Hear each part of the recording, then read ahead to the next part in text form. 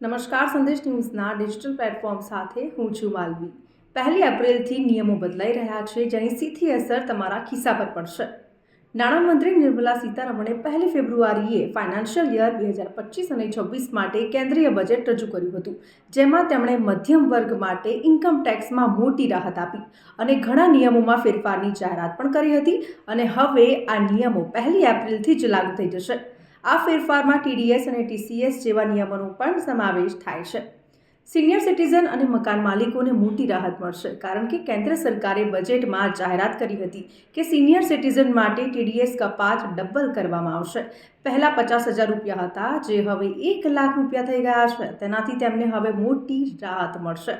સાથે જ વાત કરીએ મકાન માલિકોની, તો મકાન માલિકોને પણ મોટી રાહત પડી છે, કારણ કે ભાડાની આવક પર ટીડીએસ કપાતની લિમિટ 2.4 લાખથી વધારીને 6 લાખ રૂપિયા કરી દેવામાં આવી છે। આ સાથે જ વિદેશી વ્યવહારો પર ટીસીએસ મર્યાદામાં પણ વધારો કરવામાં આવ્યો છે। વિદેશથી ટ્રાન્ઝેક્શન કરનારા લોકો માટે આરબીઆઈની લિબરલાઇઝ્ડ રેમિટન્સ સ્કીમ માટે ટીડીએસ કપાતની લિમિટ પણ વધારવામાં આવી છે। એટલે કે વિદેશમાંથી ₹7 લાખના વ્યવહારો પર ટીસીએસ કાપવામાં આવતો હતો, જેને વધારીને 10 લાખ રૂપિયા કરવામાં આવ્યો છે। આગળ વાત કરીએ એજ્યુકેશન લોન પર ટીડીએસ દૂર કરવામાં આવ્યો છે।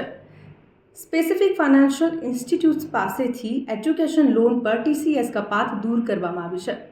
પહેલાં 7 લાખથી વધુની એજ્યુકેશન લોન પર 0.5% ટીસીએસ, જ્યારે 7 લાખથી વધુના એજ્યુકેશન ટ્રાન્ઝેક્શન્સ પર 5% ટીસીએસ કાપવામાં આવતો હતો। આગળ વાત કરીએ ડિવિડન્ડ અને મ્યુચ્યુઅલ ફંડની, તો જે પ્રમાણે ડિવિડન્ડની આવક પર ટીડીએસની લિમિટ 5,000 રૂપિયાથી વધારીને 10,000 રૂપિયા કરવામાં આવી છે, જ્યારે મ્યુચ્યુઅલ ફંડના યુનિટ પર મળેલી ઇન્કમ પર ટીડીએસ લિમિટ પણ દર ફાઇનાન્શિયલ યર 5,000 રૂપિયાથી વધારીને 10,000 રૂપિયા કરવામાં આવી છે। આ સિવાય ટીડીએસ પણ વધારીને 10,000 રૂપિયા કરી દેવામાં આવ્યો છે।